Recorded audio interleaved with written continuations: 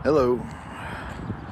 Just taking a peek at the property we just acquired. It's the old Dollar General main store here. So those flags ain't mine, by the way, but as you can tell, it goes over to those trees and that line over there. See that little white thing? That's where it goes over to. About 1.25 acres here. Very nice rolling, cleared land. House is definitely old. Trailer was old. So I looked at acquiring this place. That building right there is nice. I like that 2-story building, outbuilding. I looked at acquiring this in 2021, and it was listed for sale right under $40,000, $39,900.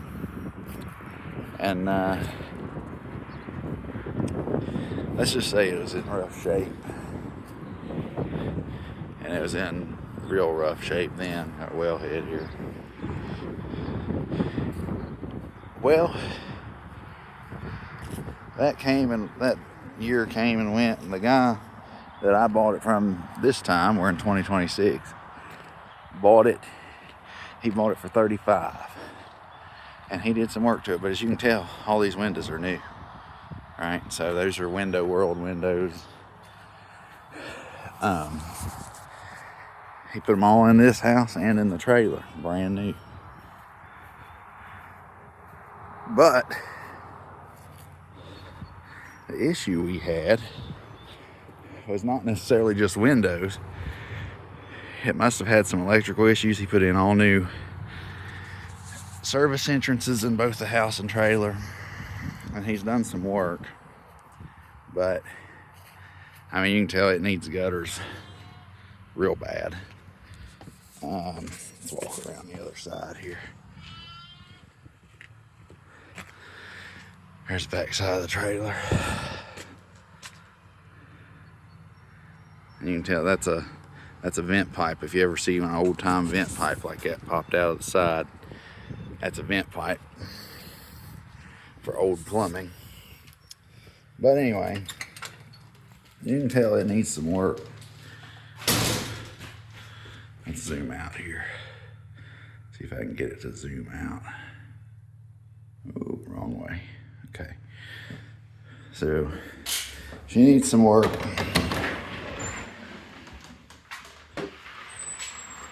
He redid the kitchen, but it was definitely a DIY sort of remodel.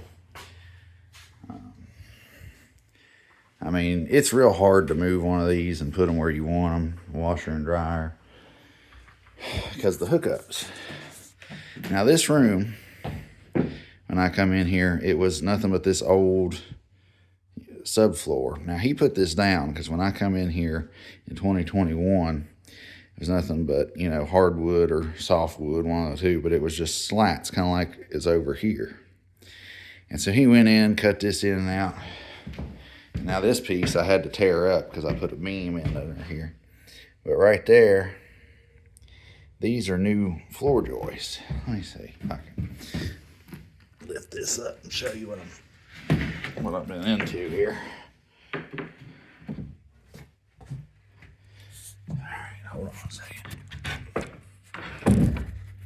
All right. Turn the light on.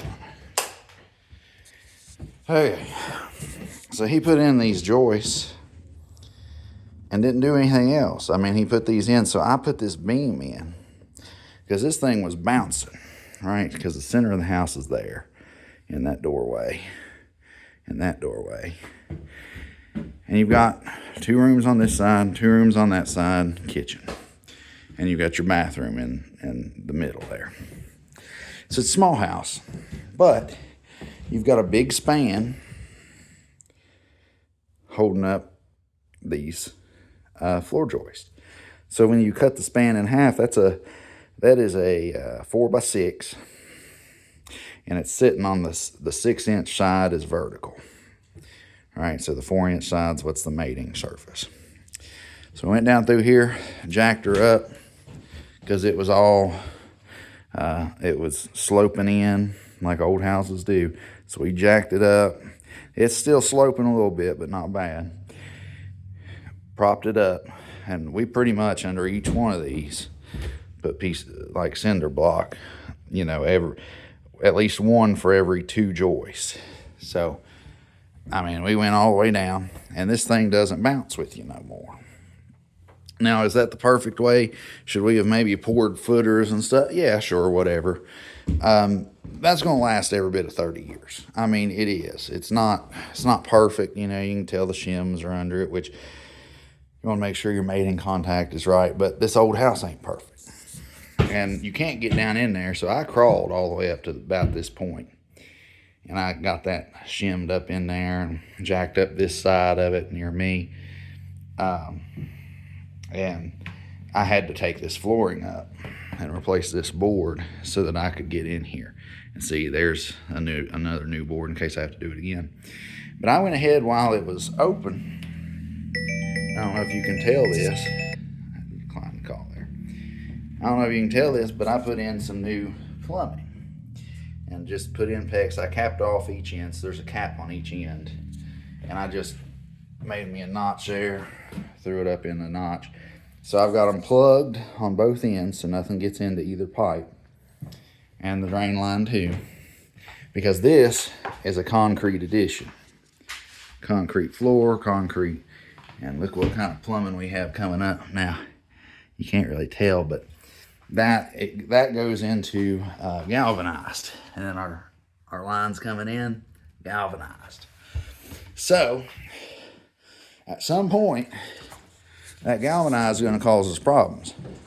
I don't want to put new floor covering down over this, like hardwood or something, and then have to come in and redo that.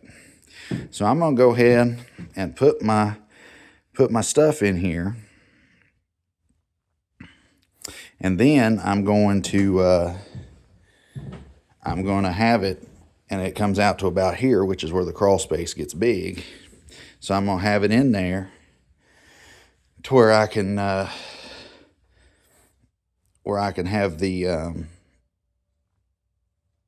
hookups just connect in over here where the water comes in. So the water comes in here, and it goes into this bathroom, which you can kind of get to, except for your oil furnace is right here. So it's a problem, you know, because as you go up in the house, the dirt gets skinnier and skinnier. So your crawl space where you can actually work is right in here in the front. But anyway, so thinking ahead a little bit, this is the rental property. You go up the stairs there, and those 2 rooms up top you can't hardly stand in. But he did some insulation up there. And you can tell there's a hole in the wall, but more noteworthy than that, there ain't no insulation in that wall. So I'm venturing to guess there's none anywhere else. And this is what rental property investing looks like for you, right? So, I mean, look at this. This is going to have to be a full gut remodel. So what I think I'm going to do is extend this outside wall here to go straight across. And then I'm going to make this a linen closet. Put a little doorway in right here. And then put my sink right here. And that way I have more space. And then this becomes a Jack and Jill. So you have a smaller bedroom, but it's a guest bedroom, whatever, kid's bedroom. And then you're going to have your master with your little linen closet. And they put this, you know, whatever, farmhouse looking sliding door. Not my first choice for sure, but we'll keep it because I don't want to pay to take it out. All right, so as you can tell, these windows, I mean, they're replacement windows, nice replacement windows from Window World. And you're really close, so that's the 4-lane, the main artery coming through Tazewell County. That is Dollar General. So really good for tenants, so forth. Now we've got We've got a pellet stove here. I don't like pellet stoves. I don't want my tenants to have pellet stoves. It's just a hazard. I'm gonna get rid of it. This house has oil heat. Oil heat's not great for tenants either, because a lot of times, at least in this market, looking for a smaller house, two bed, 1 bath, which is what I like to rent to, a lot of times they don't plan ahead. They're young many times, and they won't buy oil in the summertime. So sometimes we end up with people trying to heat with the oven and stuff. So we've got to remind them that they can't do that. So that's the tour of that. The trailer is nothing but it's got studs and so forth. I mean, all it is it's torn down to the studs on the inside. When I looked at this in 2021, this little section in the back here was torn off, had insulation hanging out. I mean, it was just awful. But it looks okay now. I mean, it needs a lot of work, don't get me wrong.